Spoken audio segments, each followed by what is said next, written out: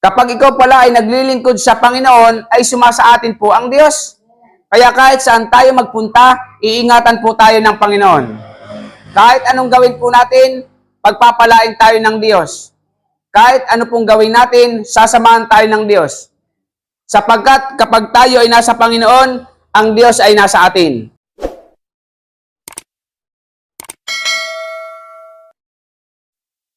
Tayo pong muli ay mag-aaral ng salita ng ating Diyos. Tandaan po natin, kapag tayo po ay naglilingkod sa Panginoon, marami po tayong kapakinabangan sa Diyos.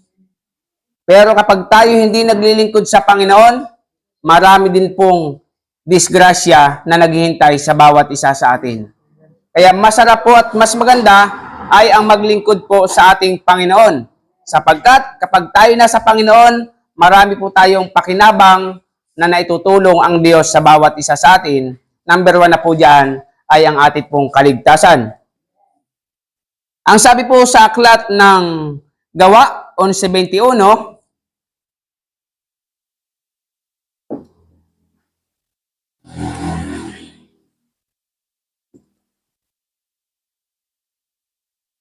ang sabi po ay ganito, nasa kanila ang kapangyarihan ng Panginoon at maraming naniwala at sumunod sa Panginoon.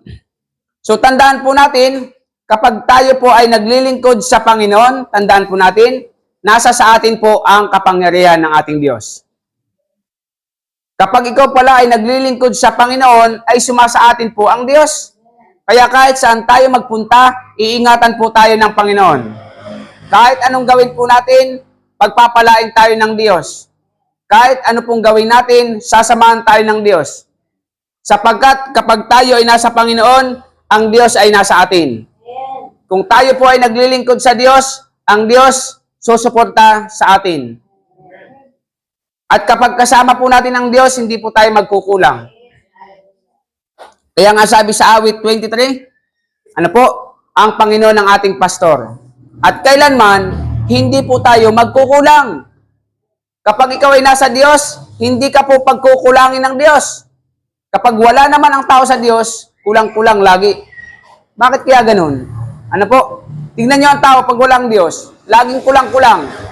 May pera naman. Malaki naman ang bahay. May maganda namang trabaho. Kita mo naman talagang meron siya. Pero parang laging may kulang. Kulang sa pag-iisip, kulang sa kapayapaan, kulang sa kasiyahan, kulang-kulang. Ano po? Bakit? Ay dahil wala sa kanyang Diyos. Kulang sa kabutihang asal, wala sa kanyang Panginoon ay. Pero tayo na mga anak ng Diyos, dahil ang Diyos po ay nasa sa atin, lagi po tayong hindi pinagkukulang ng ating Panginoon. Kahit po may kahirapan ng buhay, ay nagiging kontento po tayo sa biyaya ng ating Diyos. Bakit? Dahil nga po, pag ang Diyos ang ating pastor, hindi po tayo magkukulang.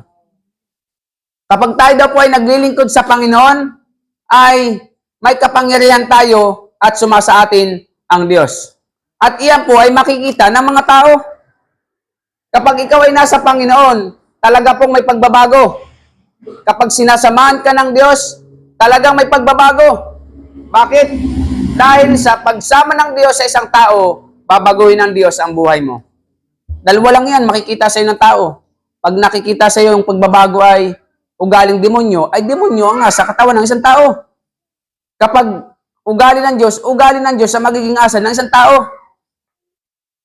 Kaya po napakaganda na tayo ay naglilingkod sa Panginoon. Bakit? Dahil sa atin daw po ang kapangyarihan ng Diyos. At kahit ano po ang ating gawin, sasamahan po tayo ng Diyos. Kaya lang, bawat planuhin po natin, isang guni po natin sa Panginoon. Ano man ang ating gustong gawin, isang guni po natin sa Diyos. Kahit na po minsan ay tingin natin sa sarili natin, ay kabisado natin at magaling tayo sa ganyang bagay, isang guni po natin sa Diyos. Bakit? Pag natapilok lang ang binti mo, ay sisiguradin ko sa iyo ang galing mo, ay mawawala at masisira ang iyong diskarte. Ibig sabihin, lahat po ng ating nalalaman at planuhin, gusto sa buhay, lagi po nating isasangguni sa Diyos yan, sapagkat nasa sa Panginoon po ang tagumpay at kaligtasan. Kasi maraming tao na naghahangad sa kanyang buhay, nangangarap, nagpaplano na guminhawa, pero ang dulo ay kapahamakan. Bakit? Natanggap nga niya, nakamtan nga niya ang kanyang yaman. Ano po? Bandang huli, napahamak naman siya. Di ba? Tignan mo naman si Kibuloy, nagpastor. Yumaman. Ano po? Lumayo sa Diyos. Sinabi niya siya daw ang anak ng Diyos. Ano nangyari? Kapahamakan ng dulo. Kaya wag na wag po tayong aalis sa Panginoon. Kaya minsan, kaya ayaw tayo ng Diyos payamanin, baka bandang huli sabihin natin, tayo na din ang Diyos Di ba? Nakikita po ng Diyos yan sa buhay natin. Baka nakikita ng Diyos kapag ikaw ay naging mayaman na, lalaki din po ang ulo mo na sinlaki ng bilao, hindi bagay sa katawan. Ano po? Kung lalakad ganyan sa kalsada, sinlaki ng yung ulo mo, sinlaki ng bilao. Yung ulo mo pangalan, sinlaki ng kamao Kala mo kung makalakad ka na sa kalsada, kung sino ka di ba? Lalo siguro kung sinlaki ng bilao ang yung ulo, baka, ano po? Baka daw hindi makaya. Kaya po yun, kayabangan. Di po ba?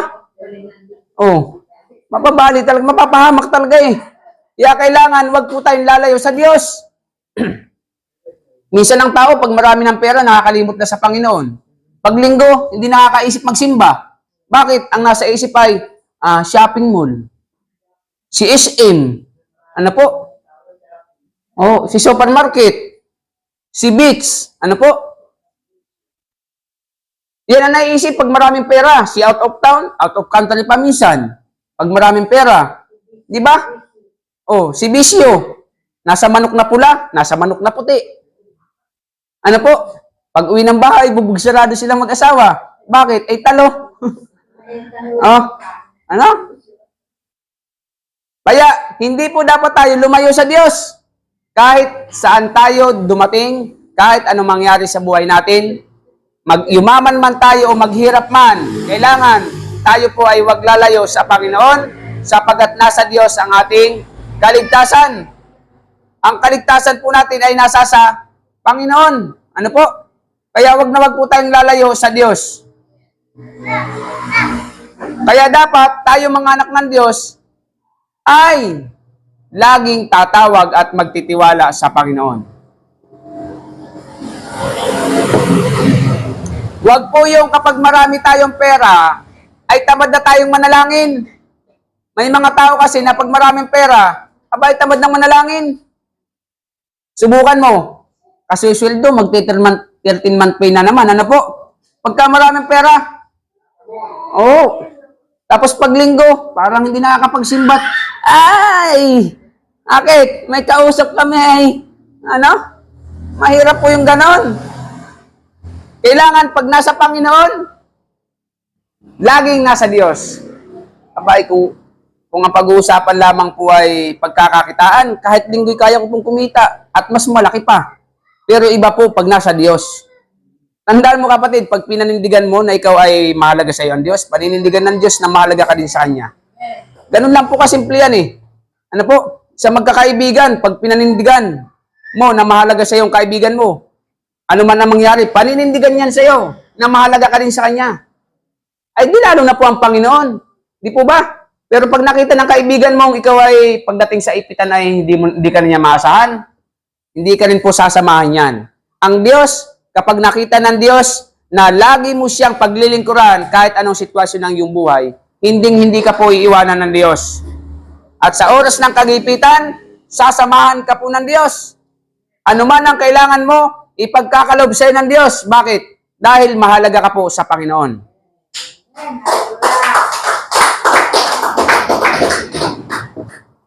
Kaya tandaan po natin, kapag nasa Panginoon tayo, nasa atin na po ang lahat ng kapakinabangan. Sagot niya ang kailangan mo sa bawat araw. Sagot niya ang kailangan ng iyong pamilya. Sagot niya ang kagalingan mo, kalusugan mo, sagot niya ang kaligtasan mo. Kung ikaw ay totoong nagtitiwala sa Diyos. Ano po? Pangalawa, sa aklat po ng Juan 10:28, bibigyan ko sila ng buhay na walang hanggan. Kailan may hindi sila mapapahamak at hindi sila maagaw sa akin, ni naman. So kapag tayo daw po ay nasa Diyos, bibigyan ka ng Diyos ng buhay na walang hanggan. Alam naman po natin na dito sa lupa may hangganan ang buhay. Naniniwala po ba kayo na dito sa lupa may hangganan ang buhay? Di po ba? Wala pong tao na namubuhay dito sa lupa na hindi aalis sa lupa. Walang tao na nabubuhay sa lupa na hindi po mamamatay. Lahat po tayo ay aalis, lahat po tayo mamamatay. Pero ang sabi ng Panginoon, bibigyan daw po tayo ng Diyos ng buhay na walang hanggan. So pagkatapos po dito sa lupa, ay meron na po tayong buhay na walang hanggan sa piling po ng ating Panginoon. Ano po? Kaya napakahalaga na dapat tayo ay naglilingkod sa ating Diyos. Kailanman, ang sabi dito, kailanman hindi sila mapapahamak. So kapag tayo daw po pala ay naglilingkod sa Panginoon, kailanman na hindi po tayo hahayaan ng Diyos na mapahamak. Ibig sabihin, iingatan at iingatan ka po ng Diyos. Hindi ka po hahayaan ng Diyos na mapahamak. So kahit saan ka po magpunta, kahit ano man ang iyong ginagawa, kahit ano man ang iyong trabaho, kapag kasama mo ang Diyos, iingatan ka po ng Diyos. Ano po? Isa po sa aking trabaho, talaga kung saan ako pumupunta. Pero iingatan ka po ng Diyos. Ano po? Bakit? Dahil kapag kasama mo ang Diyos, hindi ka po hahayaan ng Diyos na mapahamak. May proteksyon ka po sa Panginoon. Iyon po ang matindi dyan. Kapag ikaw ay naglilingkod sa Diyos, may proteksyon ka ng Diyos. At hindi ka daw pumaagaw ni naman. Ibig sabihin, kapag ang Diyos ay nasa sa iyo at ikaw ay naglilingkod sa Panginoon, walang makaaagaw sa iyo sa Panginoon. Bakit? Dahil inaari ka ng Diyos na kanyang anak. Walang pwedeng kumuha niyan. Magagalit ang tatay at ang ating tatay ay ang ating Panginoon. At kapag ang Diyos ang ating Ama, ay hindi po tayo maagaw ni numan. Bakit? Dahil tayo ay iniingatan ng ating Panginoon. Pangatlo, dito po tayo magtatapos. Sa awit, 73, talatang 23. 23. Gayon pa may sinasamahan mo ako sa aking paglakad ay inaakay mo. So kapag tayo daw po ay naglilingkod sa Panginoon, sinasamahan talaga tayo ng Diyos. Diba? Napakasarap po yung ganun naglilingkod ka sa Panginoon, sinasamahan ka ng Diyos. At kapag sinasamahan ka po ng Diyos, nakikita iyan ng tao sa iyo. Diba? O bakit kaya? Kilala ko naman yung taong yan. Pero nung makakilala at naburagin daw ko, no, ay bakit nagbago nga naman ang buhay? O, di ba? Dati pag naglalakad ay nagmamalaki pa, pasuray-suray na nga, dala pa ay bilog na gin. Pinagmamalaki ang maling gawa. Ano po? Pero ngayon, hindi mo na makikitang nagbibisyo. Bakit? Dahil nakakilala sa Panginoon. Dati pagising sa umaga niyan, nasa madyungan yan. Pag wala sa madyungan yan, nasa tungitan yan. Pag wala sa tungitan yan, linggo nasa manok na pula yan. Pag wala na sa manok na pula, talagang walang pamusta, ay nasa Marites naman yan. O sa Marisol yan. Kilalang kilala siya ng mga kapitbahay niya. Pero nung makakilala sa Panginoon, nasa simbahan pag linggo. Ano?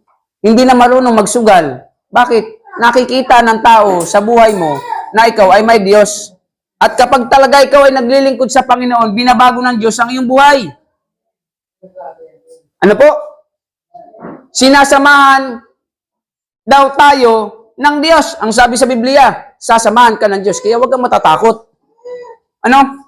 Huwag kang matatakot. Bakit ka matatakot? Kasama mo ang Diyos. Ang matakot, yung takot, yung wala sa Panginoon. Diba? Kaya ang mga anak ng Diyos, dapat malakas ang loob. Hindi naman yung malakas ang loob na kalokohan. Diba? Yung bang, kaya kong trabahong yan. Ano? Pag may gusto ka, kaya ko yan sa biyaya ng Diyos. Hindi yung, ako'y ganito, ganyan lang. Ito lamang ako. Ito lamang. Hindi ganon. Kapag ikaw ay naglilingkod sa Diyos, sinasamahan ka ng Diyos, binibigyan ka ng Diyos ng lakas ng loob. At kapag may lakas ka ng loob, may pagsama ang Diyos, may tagumpay. Wala pong nagtatagumpay na mahinang loob. Ang mahinang loob, laging talunan. Baka tatandaan niyo po sa laban, iba kalaban ang malakas ang loob. Opo, kahit anong labanan, iba yung malakas ang loob. Ay ako dati, nung kabataan ko, mga kaibigan ko, talagang naranasan ko nag-away dalawang barkada eh. Ang liit nung isa, ang laki nung isa eh. Bugbog salado na yung maliit, nasa ilalim. Talagang kahit lamong na sumusuntok eh. Inumay na lang yung malaking kalaban eh. Hindi niya kinaya, bakit? Aba, eh, talaga namang matapang naman talaga yun, yung barkada kong yun. Na kahit bugbog salado eh, wala sa isip ang matakot. Napakahirap pong kalaban ang malakas ang loob. At sa isang anak ng Diyos, kailangan malakas ang loob natin na harapin ang hamon ng buhay. Hindi yung pag may problema lang, kala mo, mamamatay ka na eh. Buti pang mamatay na, tahimik na. No? Nakausap ko yung matanda eh. Mabuti ba daw mamatay na kasi sa sementeryo ay tahimik na. Sabi ko naman, nanay, sabi ko sa kanya, baka ikay tahimik na, pero yung kamag-anak mo eh, ngingiwit-ngiwit kung saan magkukuha ng pangkape ng nagbuburol sa iyo. Ano po? Hindi alam kung saan kukuha ng panglamay sa iyo. Pambili ng kabaong mo, pampalibing sa iyo. Ano po? Oh. Kung meron ka man lamang sanang St. Peter at magagandang insurance, pwede na. Kaya hindi po solusyon yung magpakamatay. Hindi solusyon yung pag namatay ako'y ayos na. Hindi mo alam na yung problema, pag namatay ka, lalo mas malaki problema. Ay sisiguraduhin ko sa yung pag nakamatay ka, ay impyerno ng punta. Di ba? Eh di masabang buhay na pagdurusa ang naghihintay sa iyo. Masarap na mamatay na naglilingkod sa Diyos. O kahit na po naghihirap ang buhay, bakit? Sigurado pong langit ang pupuntahan mo. Pero ang sabi ng Panginoon, pinahaba ng Diyos ang buhay ng kanyang mga anak. O, kaya ang mga anak ng Diyos, mahaba ang buhay. Ang mga anak ng Diyos, malalakas ang loob. Humaharap sa hamon ng buhay sa mundong ito. Sa aking paglakad ay inaakay mo. Ibig sabihin, sa ating mga ginagawa, saan man tayo pumunta, inaakay tayo ng Diyos. Pag sinabing inaakay, inaalalayan. Kaya kahit anong kapahamakan, hindi ka po mapapahamak dahil hawak-hawak ka at inaakay ka ng ating Diyos. Tayo po tumayo, tayo manalangin. Panginoon, salamat po muli, O Diyos, ng marami sa inyong biyaya at pag-iingat po sa bawat isa sa amin. Purihin po nawa, O Diyos, ang inyong dakilang pangalan. Kayo nawa ang mataas sa aming buhay at patawarin niyo po kami sa lahat ng aming mga kasalanan sa isip man, sa salita at sa gawa. Kung paano niyo po kami iningatan sa isang linggong nakalipas, mas lalo tigit, O Diyos, sa isang linggong aming harapin. Purihin po ang inyong dakilang pangalan. Salamat po sa pangalan ni Jesus. Amen.